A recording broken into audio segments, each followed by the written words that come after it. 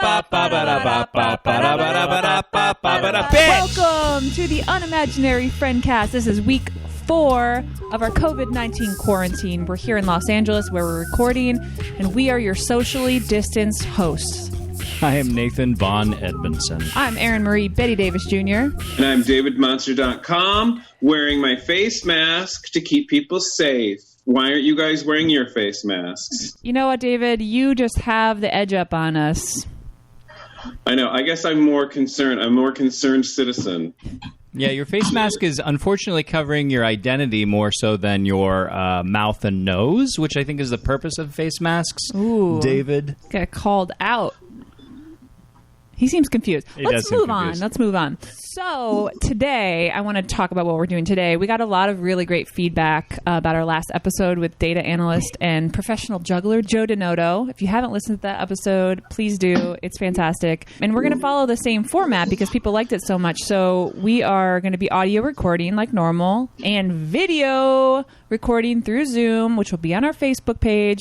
So if you're listening on audio, go to Facebook, watch us, because we have a new exciting guest today.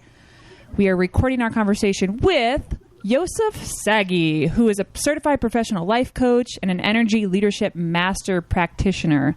And Nathan and I have both attended retreats that he's offered, and we can personally attest to his methods being pretty powerful and transformative. And he's trained so many people to help them overcome their internal blocks and live out their potential. Do you hear that?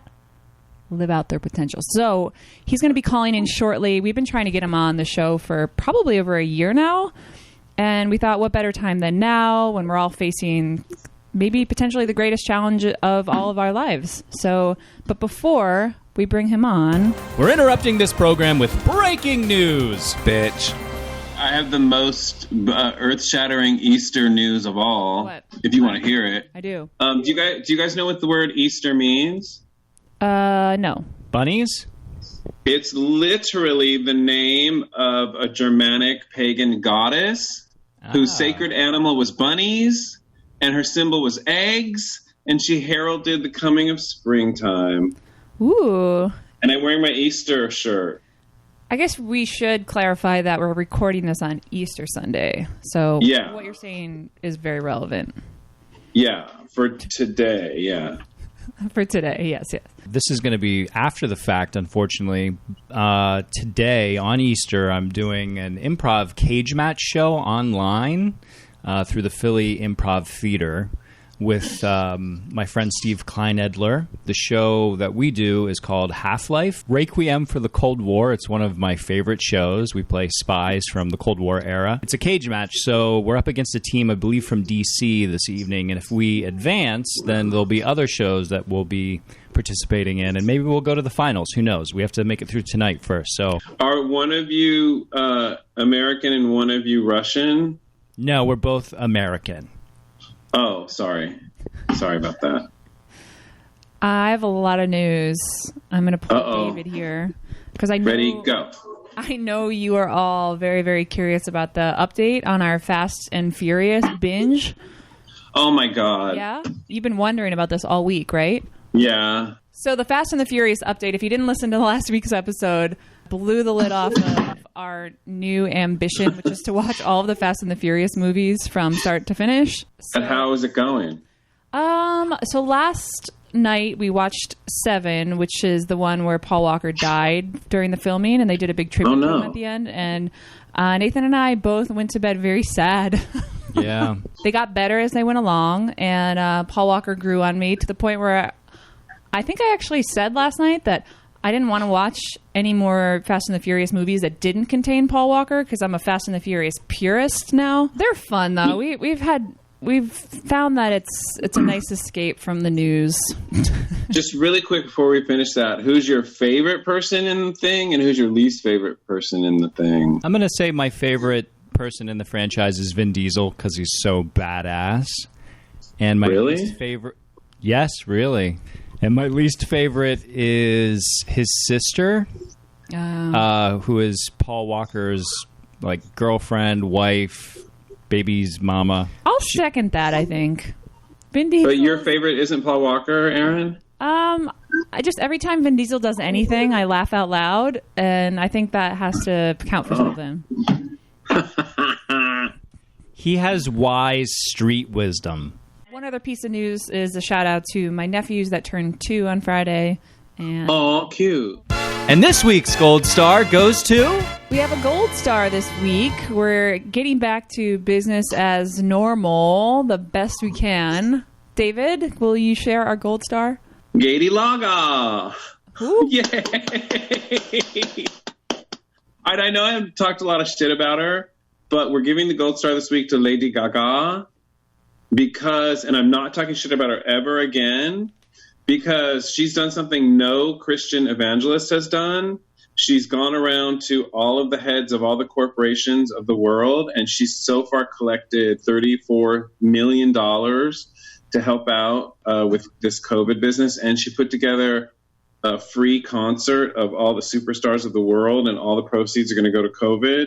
And she was going to release an album during this time, but she decided not to hold off, because she's like, people need to save their money and we need to use our money for other things and stuff. So, I mean, I'll never say a bad word about her ever again. Go ahead. She could, if she's not worried about money, release her album for free. Well, she's thinking about, releasing a portion of it, but she can't release her album totally free because she doesn't own the whole thing. It's owned by her, whatever, you know how that works. I have to cut you off. Can I cut you off? Because sure. Yossef, our guest, is calling in now, so we're going to admit him. Oh. Yay! Oh, was I supposed to bring a mask? Bonjour, comment ça va? I'm being safe, wearing my face mask. Oh, that's right. So bonjour, comment ça va, stupide? That's so nice of you. Ça va bien? You too? Yossef, thank you so much for calling in. We're really excited to have you.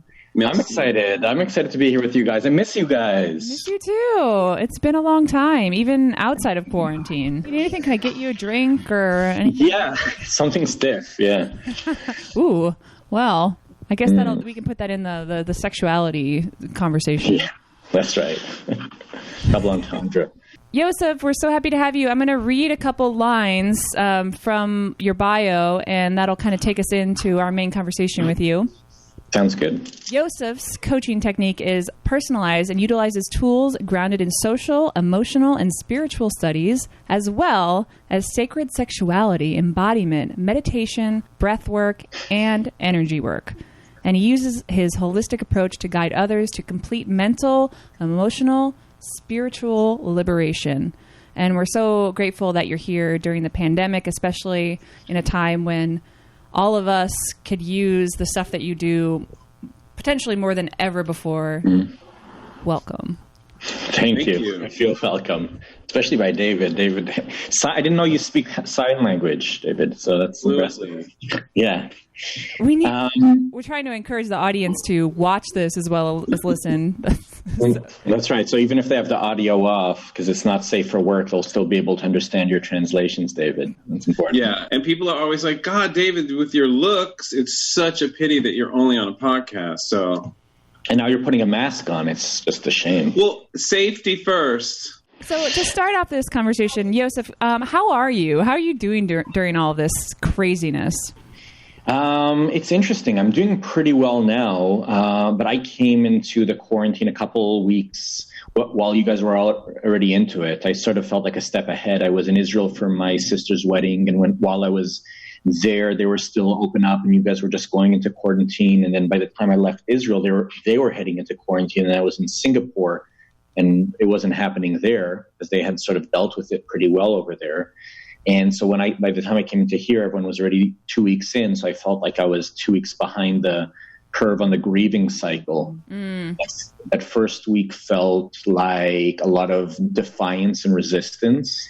And then the second week was more acceptance, but trying to come up with coping mechanisms to get through it. And then after that, it's like, okay, well, this is the reality right now. So you can't just cope and you can't resist it. Like, how do you thrive during this time? And that's what I've been trying to sort of sink into and figure out in these days is what does this time mean for me right now? when you introduced me, you're saying you invited me here in these times. A lot of people are going through a lot of challenges because both of you had separately been on retreats that I was putting together. So I was wondering actually what it was that you experienced in those retreats that you felt would be useful for people. Sure. Nathan and I both took it separately, so we might have different answers. I don't know. Yeah. There were both different people at the retreats in different locations. There were a number of different things for me, and without getting into too much detail, you made us all look at parts of our life that we might not have wanted to look at because it's painful or uncomfortable. And you taught us all to reframe our thinking around things that were negative or places that we were stuck. And also the way the energy leadership program, I want to say program is probably not the right word, but like chart is, there's all these different levels. And it was really interesting seeing where you fall and where you want to fall, or where you thought you fell, but where you actually do fall. And I generally fell into a pretty negative place. And when you talk about the higher levels of energy, like if you win, I win, that I think is maybe the most important piece there is, especially now. Like if you are doing well, I'm doing well. It's a win-win, rather than if I'm doing well, that's all that matters, because it's a very selfish place to come from. Yeah, for me, just talking about those levels, just having it articulated, what are the places that what are our reactions in situations when we're not stressed and when we're stressed. And when you're stressed, that's the most important thing, because that's when you're reacting to the circumstances or obstacles. So what I found useful was an articulation on that scale of reactions and how we deal with stress. So having it laid out for you so you could understand, like, oh, based on the questions I answered, I fit in here, and this is how I react to stressful situations. But really, I would like to be reacting in a more positive way, less reactive, more proactive. So just having it laid out for me was a very useful tool just to start. And then to have that in your mind when you're, confronted with an obstacle. And then later on, we worked like, well, what are your thoughts that pop up when you're in a stressful situation? What is your brain telling you? And then learning how to, almost like a cognitive therapy approach of, all right, there's that phrase. What's a phrase that I can go to that's going to challenge that, so that I can start moving from a more proactive, positive place instead of a reactive, stress-filled place. So that was what I took away. I mean, first of all, I've got to say, Aaron, the video that you put together from that retreat was really well produced, and still one of my media marketing pieces. I want to thank you for that. And both of you showed up really powerfully at the retreat, and I've seen, it's a testament to the amount of focus and attention you've put to the work that you've really grown as individuals and as a couple, I believe, since then. Yeah, oh, cuties, really cutie, which warms my heart. But what I heard from both of you is what it seems to be the thing that helped, and I think that's what helps us now too, what can help us now as well, is awareness. That we have different states, but we're not always aware of how we're showing up in the moment. And when we lack awareness, what tends to happen is that we react to a situation. And when we have awareness, we respond to a situation. Because when we have awareness, we see where we're at, and we can, as we increase our awareness, we see all the other options available to us. So we talked about it back then as levels of energy, or it can be thought of as levels of consciousness or levels of awareness. You can sort of think of it from being either like on the street and just seeing what's available to you, or floating up in the air and getting a bird's eye view and then seeing, okay, that's everything that's available to me right now. What's the best route for me to take at this moment? So that change of awareness, the change of perspective, is what allows you to make a more conscious choice. And all a more conscious choice means is a choice where you have more information available to you to make the choice that will be the right choice for you, or that will bring you the best results. And so in the times when we're in this place, I saw myself go into reactionary state where I was just reacting to the reality when I got here. And it's like they're taking away my liberties and my freedoms and all of that. And then I had experiences that gave me perspective that let me step back and see a bigger state. What are the options that are available? And when you were talking about creating a win-win, that's a relatively higher level of awareness. There's higher and lower. But this higher level of awareness of creating a win-win is so important for us right now. Because what we saw happen the first week is everyone was like, what was happening? Hoarding toilet paper. I need to take care of myself right now. That's the reactionary state. And as we've given it some time and people have moved out of the fight or flight, you see people taking care of each other, people volunteering, making masks for each other, looking for ways to collaborate in order to create a win for all of us. And that's the shift of awareness. And that's really a place that we could go to globally, which would be really powerful. In the past, pandemics were taken care of from a global perspective. And now you're seeing countries, it's almost like everyone for themselves. We're going to close the borders. We're going to take care of us. We're not going to share. Trump wanted to buy the vaccine from a German company and make it to be proprietary to the United States. It's like, what about the rest of the world? When the whole world works together and shares information and wisdom, we're able to take care of the situation in a more effective manner. But that's not the place we're in. We're very fragmented in the world right now. Boundaries have become very solidified. And so that gives us less available information to solve the problem for everybody. It would be great if everyone could take your retreat or just even hire you as a coach and get to that place. Are there any broader tools that, without giving away all of your secrets, of course, are there any broader tools that could help the population at large during this time? Yeah, well, first of all, I have no secrets and I'm happy to share because wisdom's universal. And I don't think that it's anything that's a mystery. And I think it's actually something that's a gift for us right now is the gift of pause.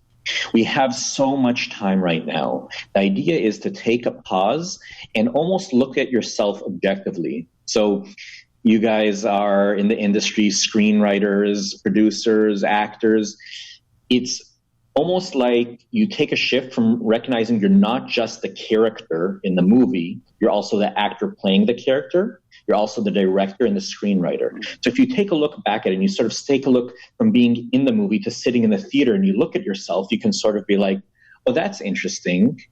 When Yossef comes back to the country and they tell me he can't go to his favorite restaurants and go out on hikes and to the beach, he gets really angry and frustrated. Fascinating, right? When you watch a movie, if it's a horror movie or it's a comedy or it's a drama, you can separate yourself from it and experience and enjoy watching the movie. So it's the same thing. You go and you watch yourself in the movie, and it's interesting how you react, right? It's interesting how Yossef reacts in this situation. So once I can look at it objectively, then I can be like, well, if I was going to rewrite this movie, how would I want Yossef to show up? Oh, okay. And then you get to rewrite it and you go back as the actor and play the character again and play the character the way that you want to play the character. It takes a moment of pause and stepping back and becoming objective about it rather than being immersed in it. That's a thing that anyone can do. I like that. No, I like what he just said. No, you just said that we all took his, or you wish everyone could take his be a member of his program. And I just want to say that I wasn't invited and I wasn't allowed to take part.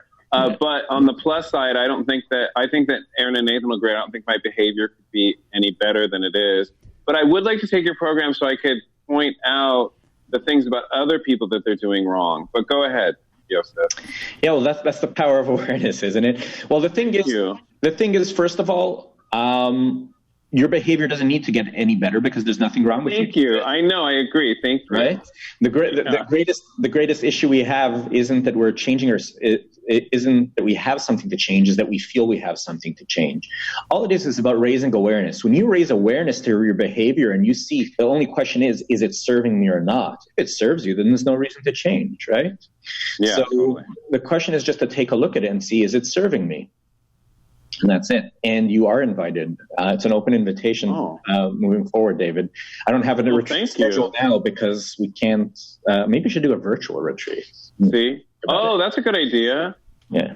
That's a really good idea. No, I agree with everything you said. And I 100%, yes, absolutely. And people should constantly be more aware of everything. But my biggest problem, and I think a lot of people's problem, is other people. There are certain people in this world that no matter what you do, they will always be against you. They will always be trying to beat you. They will always trying to win. And unfortunately, we're seeing that with all of our world leaders right now, mm-hmm. especially two I can think of right now that are absolutely like that. Yeah, probably a couple more than that. Yeah, probably. Yeah, no, but two I could just rattle off my head. But so what do you do about that? How do you address that? Well, whatever you put your attention on, David, whatever you give your attention to is what grows. So if you immerse yourself watching the news all day, and the news is all kinds of, and they're talking about who's against who and the people that are dying and whatever the focus is, your mind will always be focused on that type of information. If your mind is focused on that type of information, you will be looking for that in your life or creating it. As people who are talking about manifestation, but it's not something that's woo-woo. This is literally, if that's what you're looking for, it's what you're going to find. If you're a conspiracy theorist and you're spending your whole time looking at conspiracies and what Bill Gates and the WHO and China, now it might be true or might not be true, but if your entire attention is put on it, you let that control you.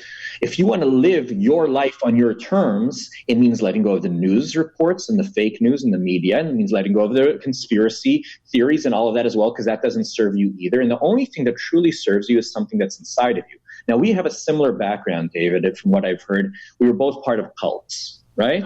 Ooh, what cult were you in? The Kabbalah Center. So I did the Kabbalah thing and you did the Scientology thing, right? It's 25 years. I spent 25 years. How long did you spend? I guess probably somewhere around there, maybe 30-ish. But I kind of grew up in it, and so it was never a conscious thing. Yeah, me too. That's awesome. You're one of the first people that has, because people are like, ooh, the Kabbalah, like, but you're one of the first people that has identified it as a cult, or at least your whatever part you were in. Yeah. Well, wow, that's cool. Kabbalah in itself is just a wisdom. I wouldn't say the Kabbalah is a cult. The Kabbalah Center, which is an organization, had a lot of markers of a cult. So it had a lot of the deification of certain people and following certain dogma and a lot of control and the money stuff and all kinds of other issues. I don't know if it's the same degree as Scientology, but pretty intense. Some good brainwashing in there. And the point why I brought that up isn't to relive that, but the point is that those are organizations, right? They first of all, they give you amazing tools that help you shift your life and make some good choices. And then you're like, oh, you're hooked on it. And then what happens is they make you rely on those tools. Because there's some good stuff in there.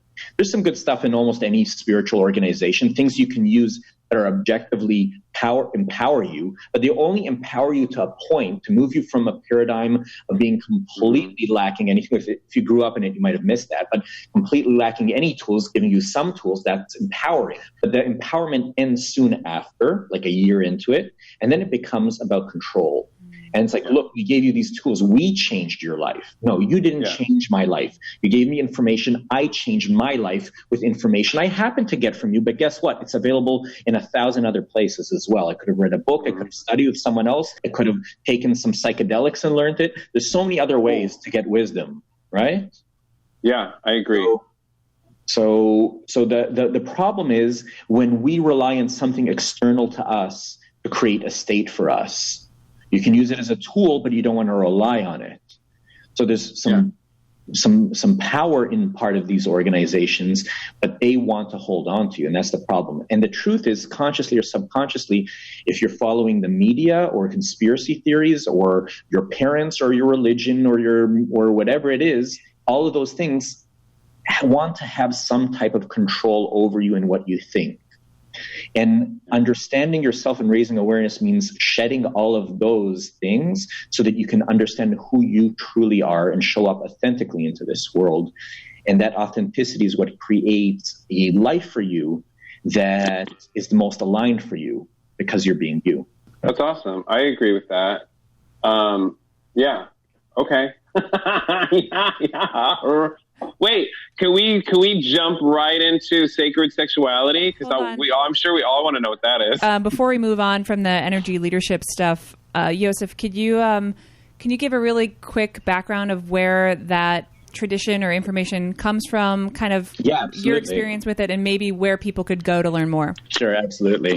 So energy leadership, first of all, the retreat that I did for you guys was based on energy leadership, and I added more of my own stuff, but the core was energy leadership. Energy leadership is a very particular approach to coaching that's used, developed by a gentleman by the name of Bruce Schneider. He has a book called Energy Leadership, which you can get, that's all about energy leadership. And also IPEC, which is the Institute for Professional Excellence in Coaching. It's one of the bigger coaching organizations in the world. They certify coaches. And I actually do some work for them as an independent contractor. I train their coaches and certify their coaches.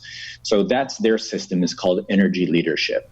And so it's one of the key ingredients that I incorporate into the coaching that I do is energy leadership. I think it's a really powerful approach to raise awareness for individuals. And raising awareness, I always thought, is one of the most important things for creating a paradigm shift. And a paradigm shift creates a change in the way that you live your life. So I highly recommend reading the book, or if you want to learn more about it, that you can sign up for their courses as well. Maybe I'll be your teacher, who knows? Specifically about the coaching, if someone wanted to contact you, how can they do that? Where can they find you?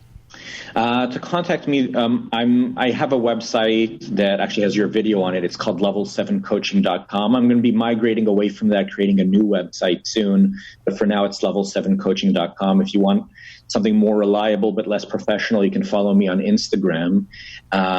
It's just all kinds of random things that I do. It's not my business Instagram, but it is a good way if you can slide into my DMs and we can talk. So. Ooh, slide into your DMs. I like that. That's right. Yeah. David, so you want to take away your questions about our next topic? Yes, spiritual sexuality. Yeah, what is it and how is it important to us? What is it? The question for spiritual sexuality is actually, what is it not? It is everything.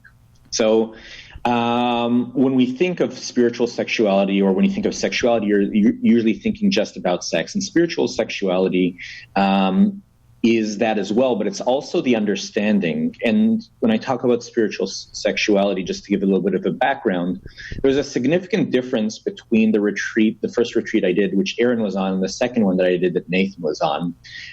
In that, in Nathan's retreat, yes, I also brought someone to come in and do meditation and sound baths and all kinds of energy work that wasn't available at the first retreat. The first retreat I facilitated by myself. And then the second one, I had a strong feeling inside of me as part of my own development that the work that I do with coaching is powerful. It's mostly on an emotional, mental level, and spiritual as well.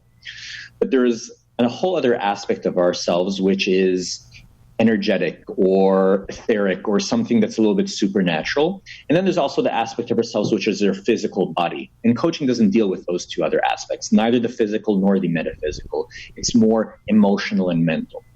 And so I felt that what was lacking from the coaching that I was doing, and in general from coaching, is a more holistic approach, which is why in the second retreat I brought in, it was almost my first steps into bringing in something that was a little bit more. I had been to a sound bath and was like, wow, that was powerful.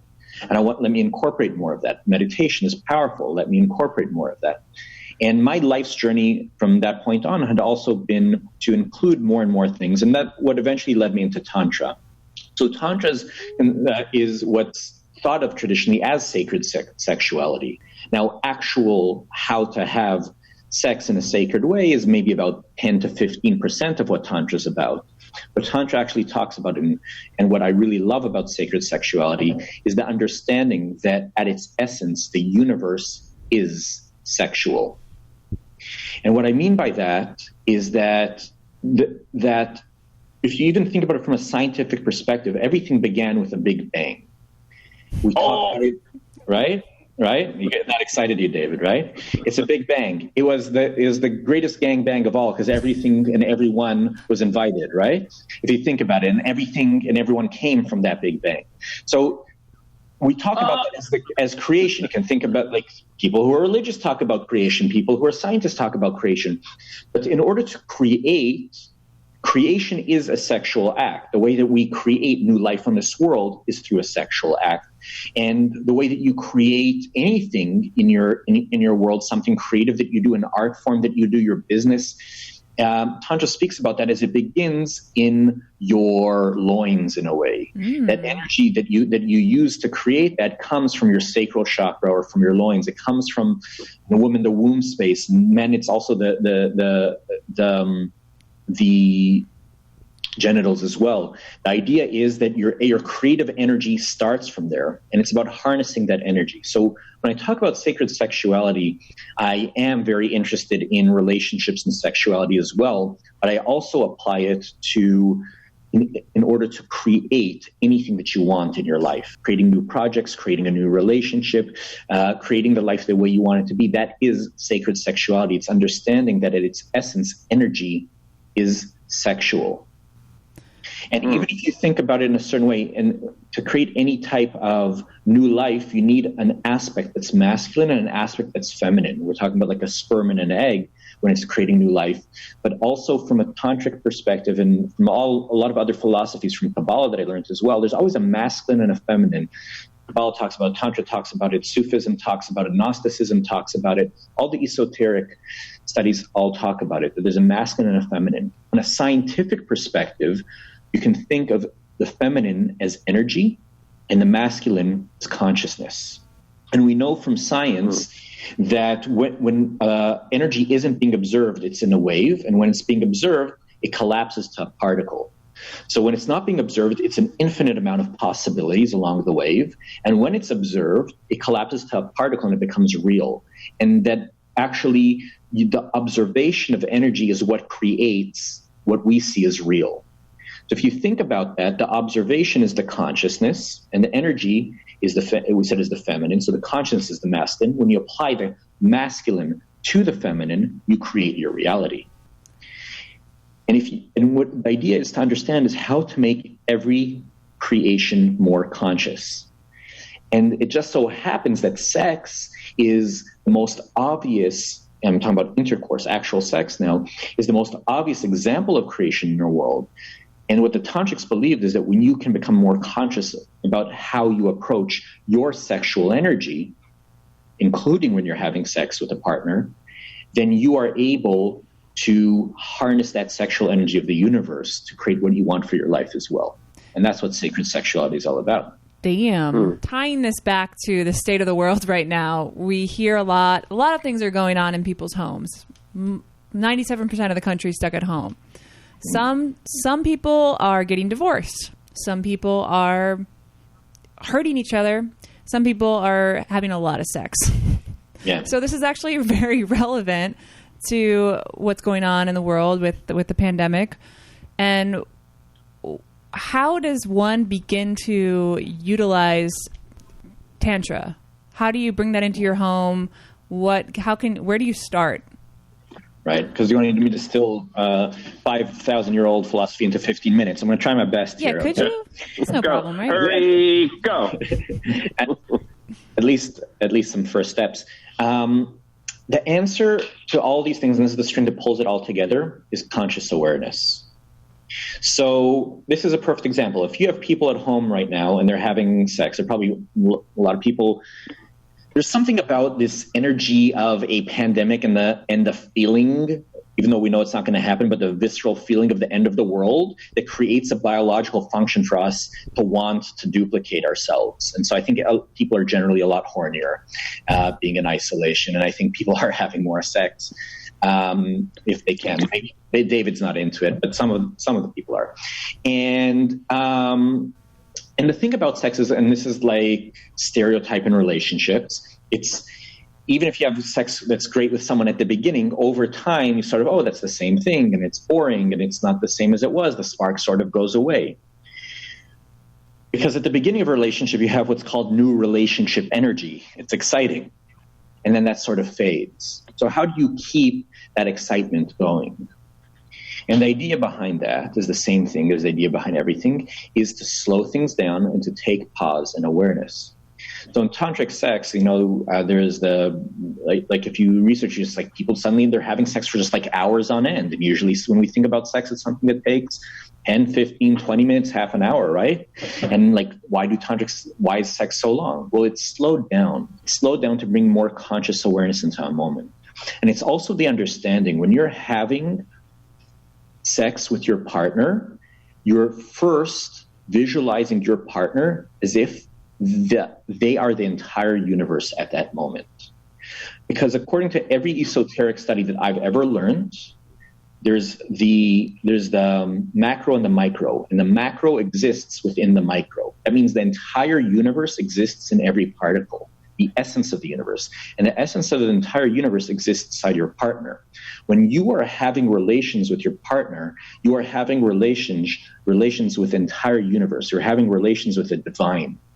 So if you switch your thought process to that, you recognize that everything's available to you through your partner. You slow it down. You focus on your breath. There's certain very particular breath work that happens. You do eye gazing. You lose yourself in the eyes of your partner, the eyes of the windows of the soul. You do all of that. And you also, at the same time, while you're doing that, you're going deeper into yourself. You're modulating your own energy. The idea is, tantrics, why does the sex last longer? Because the men can reach orgasm without ejaculation, because both the men and the women can have multiple full body orgasms. Because why would we limit our sexuality to only the feeling in our genitals, right? Why not experience that throughout our body? So the idea of what tantric sex looks like is to become conscious into every moment and to be completely present with the person that you're with, and put all of your energy into that. And through that, you create something, and that can become very powerful. And then the tantrics, what they would do is they would harness that energy to create what they wanted in their life as well. So instead of just at the end, it ends with an orgasm and everyone gets tired and goes to sleep. Well, usually the man does that, right? Because the woman doesn't get exhausted from her orgasms usually. Then the energy gets harnessed and actually amplifies and charges you up and makes you stronger and stronger. And that's how the sexual energy should be, because it's a creative energy. So instead of just releasing it outwards, you're able to push it inwards and harness it and use it to create creative projects and to love your partner more and to connect more to your intuition and to strengthen your resolve and your will, depending where you send that energy and how you harness that energy. I think you did a good job mashing that into 4 minutes. Yeah. Well done. Bad, yeah. Well done. Yeah. No, that was perfect. Where are there resources people can utilize if they want to understand this better and start utilizing it? Yeah, there are a lot. And what I like about Tantra, by the way, is that, keep in mind, just like Scientology and the Kabbalah Center, there are going to be a lot of Tantra schools out there or sacred sexuality schools out there that function as cults. They've taken this beautiful wisdom and they use it to now create a dogma and force something on you. So I want everyone to keep that in mind as you're listening to this. There's no fail-safe. As soon as you bring humans into the mix and humans gain power, absolute power corrupts absolutely. So it's always going to go somewhere messy. This is what David says every time we talk to him. So he could probably be no more on board with you than Paul. Wait, can I give my quote really fast? Sure. This is a David Monster quote. It's your podcast. Whatever human beings will create, human beings will corrupt. Yeah. And it's not a pessimistic view. No. It's you're absolutely right. It's not pessimistic. It's just what it is.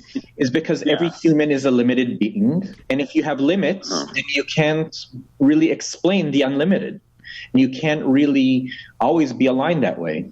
So it's just to be careful with that. So that's my disclaimer. Now, that being said, okay, we know Osho created a cult out, where was it, in Oregon? You watch Wild Wild Country, very problematic. That being said, you can go and read his writings, and there's a lot of wisdom in there. So if you separate the teacher from the teaching, if you go and read Osho's writings, there's a lot of wisdom on what feels like a truer type of Tantra, which is really about acceptance of all things and acceptance of yourself as is without having to change.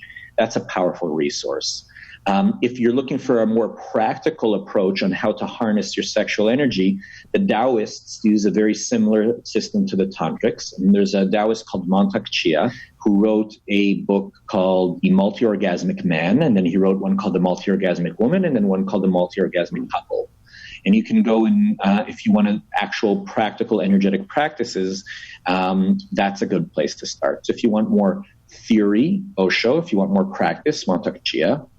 And what I would say beyond that is do your research, look for places and see what resonates with you and really feel deep into it. The way to truly become more tantric is to become more accepting and natural. So that's accepting of others without judgment, accepting of ourselves without judgment, and to do the next most natural thing. And the next most natural thing won't be what your emotions have you do and not be what your head convinces you to do. It's when you release the emotion. That's why meditation is powerful. When you're able to release the emotion and quiet the mind, there's the next most natural thing that your soul or intuition will tell you to do. And if you can live like that in the world, that is a tantric way to live. Cool. Sounds awesome. Thank you for those resources. That's great. Yeah, for me, this raises what I feel like is the razor's edge of personal growth between accepting yourself as you are and also improving yourself, because there's that dichotomy that people are like, oh, I want to be different than I am because these ways of being aren't working, but I need part of that is just accepting who you are. Could you speak a little bit more to that? Absolutely.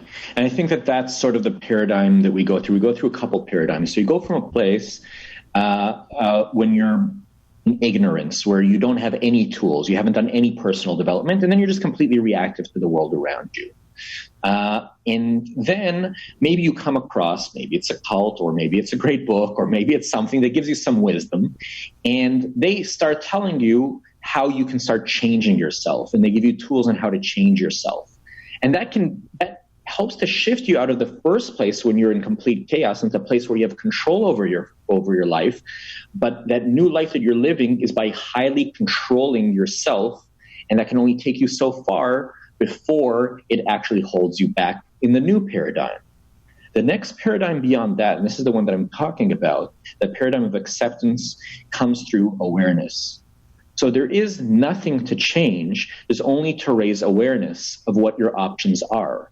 And when you are aware of the options, you will naturally evolve into the option that is better for you. And better for you isn't a judgment term of what's better, because what's better for you might not be what better for somebody else, but it's what works for you in your life. And so the acceptance, I'll give you a practical example. So probably because of my history and being part of a cult where they constantly told me what I had to fix about myself, and maybe some nature as well, I'm a very self-critical person. I'm always looking at what I'm doing wrong and what I could be doing better. And one of my hardest things to work on was self-love. And I had a wonderful coach that was really encouraging me to work on my self-love. And what self-love looked to me at the time was self-care. So I'll go out for a walk, I'll book a massage. Now that stuff makes you feel good, but that's not truly loving yourself. That's something external. Every time I tried to love myself and love qualities about myself, my criticism would come up and tell me what I was doing wrong. Now I thought in order to love myself, I needed to remove my criticism. Now notice how the concept of me having to remove an aspect of myself is in direct opposition to me loving myself. How can I say that I want to remove my criticism if it's a part of me, if I'm trying to love myself as is? Suddenly I understood that, perhaps with the help of plant medicine. And what happened at that moment, is I fully accepted and loved my criticism and my self-criticism. And I realized how that's benefited me throughout my whole life. And I realized that that's a part of myself that I love as well. And when I changed from wanting to remove the criticism to loving it, it served me rather than worked against me. So it didn't take any changing. It took acceptance of myself as I am. If you have a conscious acceptance with conscious awareness, change or evolution might happen, or what looks like change might happen. What really is happening is you're shedding everything that you're not. And you're revealing the truth of who you were all along. So you're not changing. You're just revealing who you were all along. And you're shedding everything that you're not. Damn, Yossef, giving me chills over here. Yeah. I have two questions. I don't want this to go too long. I'm going to choose between the two now. Plant medicine or religion? Plant medicine or religion? Any votes? Religion. Okay. There's a couple reasons why religion keeps popping up in my mind. One, because we're in the middle of Passover. This is Easter Sunday. We all talk about religion so much on this show. Nathan and I both grew up in a church, and David grew up in Scientology. And sorry, David. And a phrase that David uses all the time is "God's a dick," and also religious people are stupid. And the conversations often get very negative when we're talking about religion. And something you said earlier was that there's wisdom to be gained in all these traditions. And I know this is a huge topic, and anything that you can boil into just a few minutes of your thoughts of religion as a whole, its benefits, its downfalls. It really depends on what axiom you're starting from. Every religion begins on an axiom. You have to believe at least one thing without any proof, and then everything's built around that.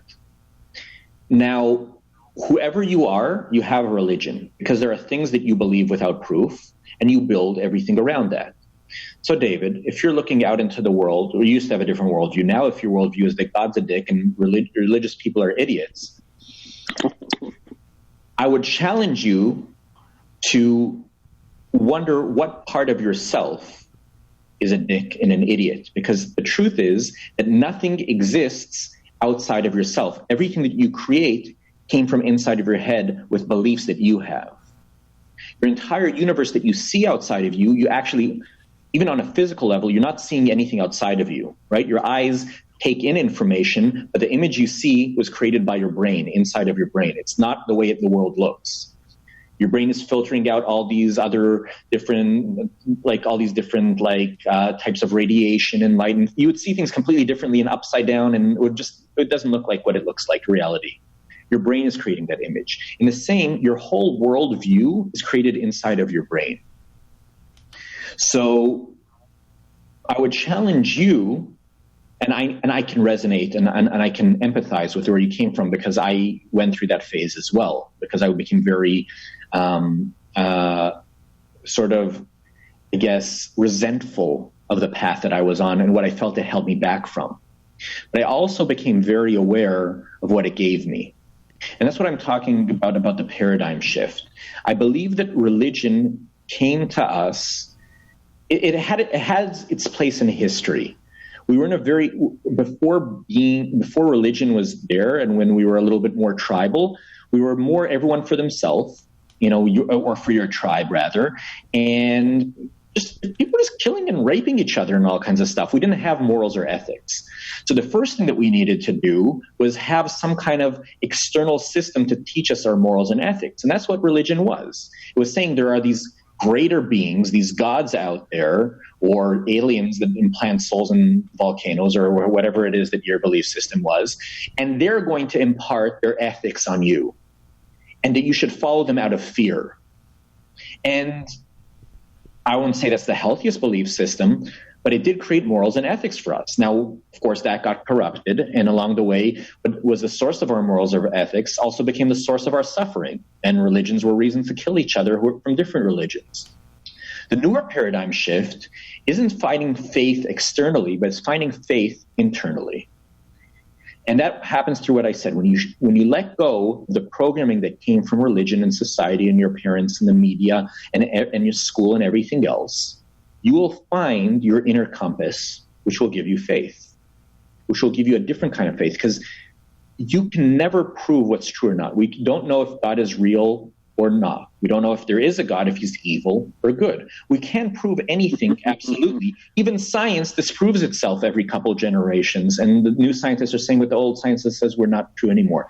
There's nothing that is true. The only thing that you can absolutely know to be true is that you have some type of existence and you have some type of experience. You don't know if you're a real person in the body that you identify with, or if you're in God's dream, or if you're a sim in someone's computer game that is self-aware. We don't know that. But we know that we have some type of existence and some type of experience.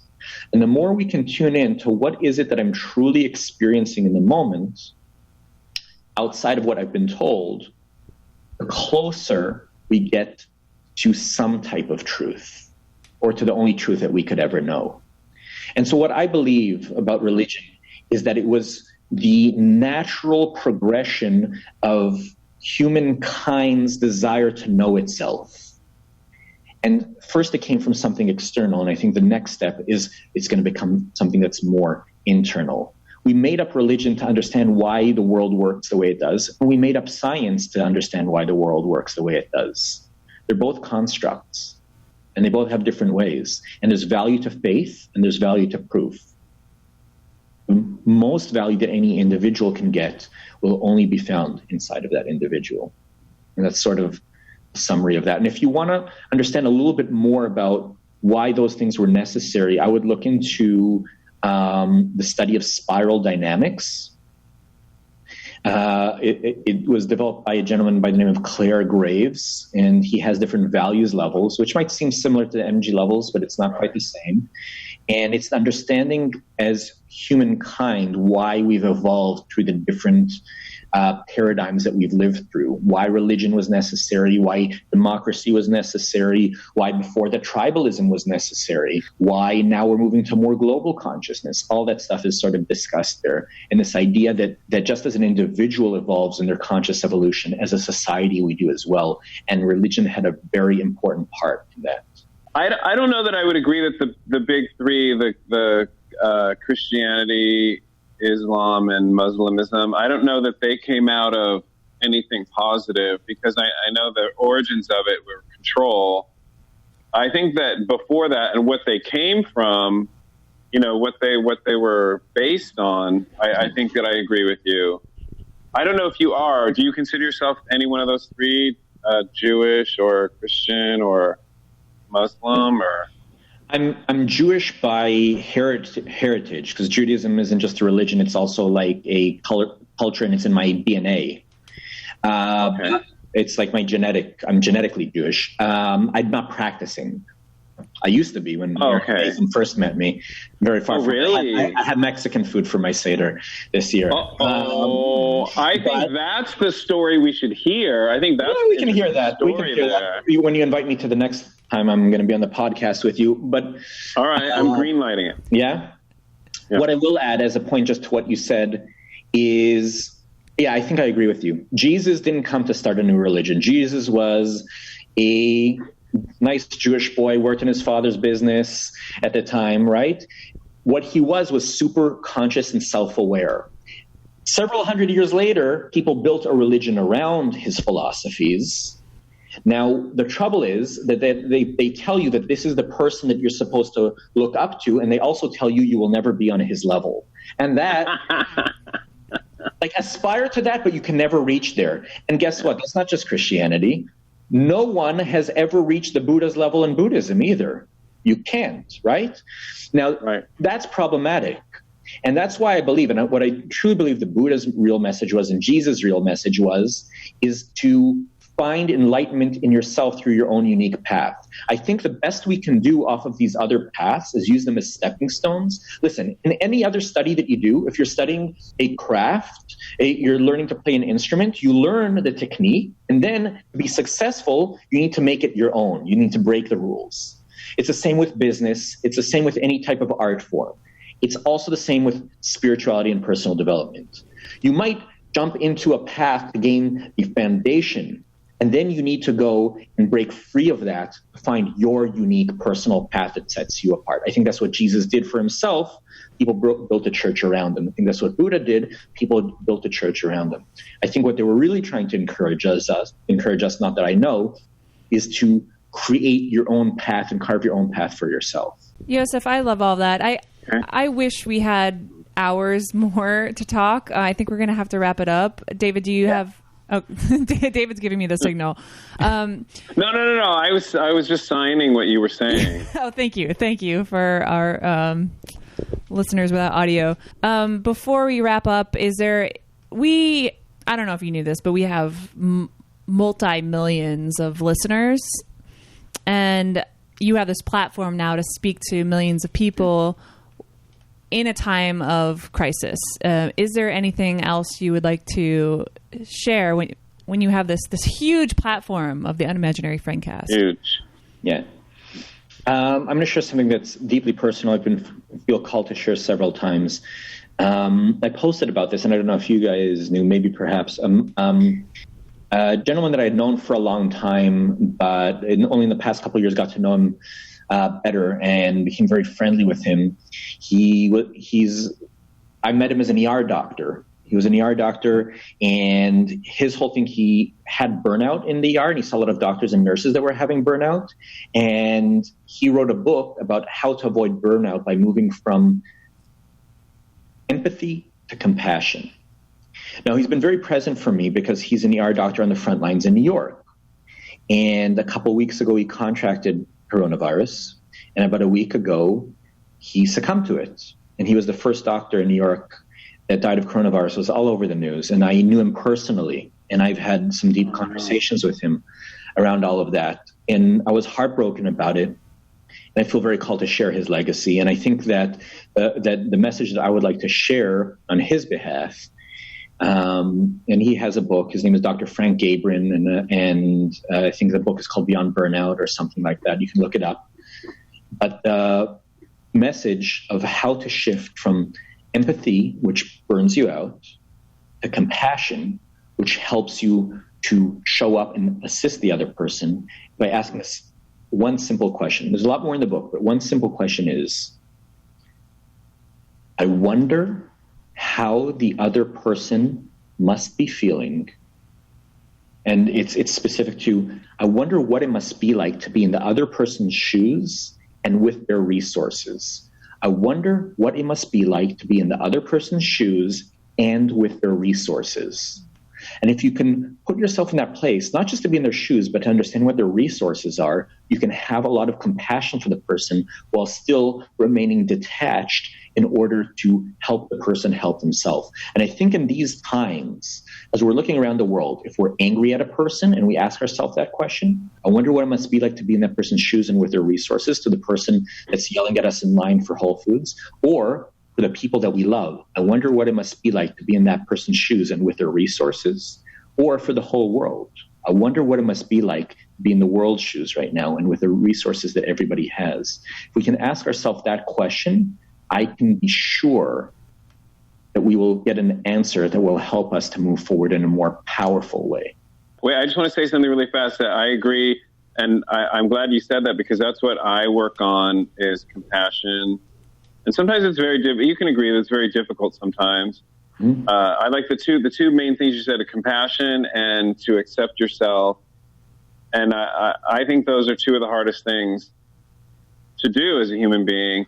So I want to know from you, are there some days when you're just like, fuck it, it's all bullshit, fuck you, fuck it?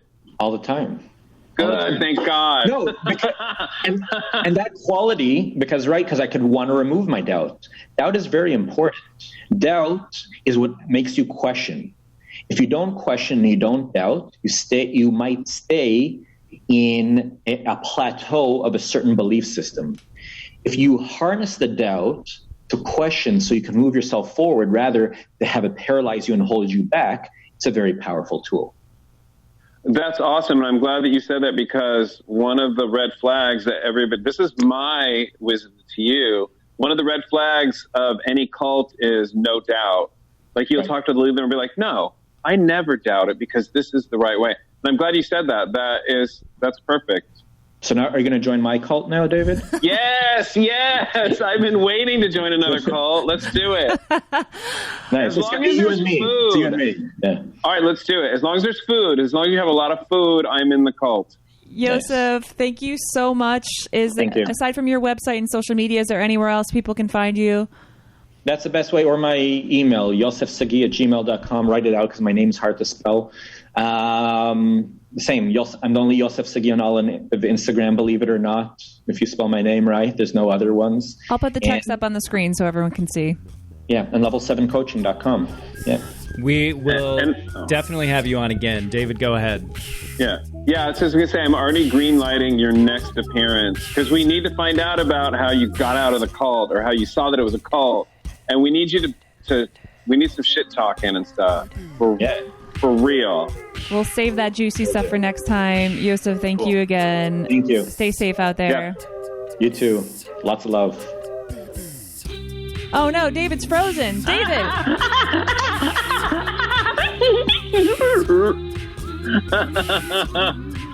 So yeah, go ahead. Ready? Go. All right. I'm so worried that you were going to freeze again. So glad you're back. Mm-hmm. Next week, we have another guest coming on. I'm excited about this one. Anna Denoto. She is a clinical psychologist from up in Seattle. She's going to talk about the mental health and emotional tax that's being taken on our society during all of this and what we can do about it. So definitely tune into that. We will see you all. We're going to do a video again. We'll see you all then. Hey, I didn't freeze. I was acting, bitch.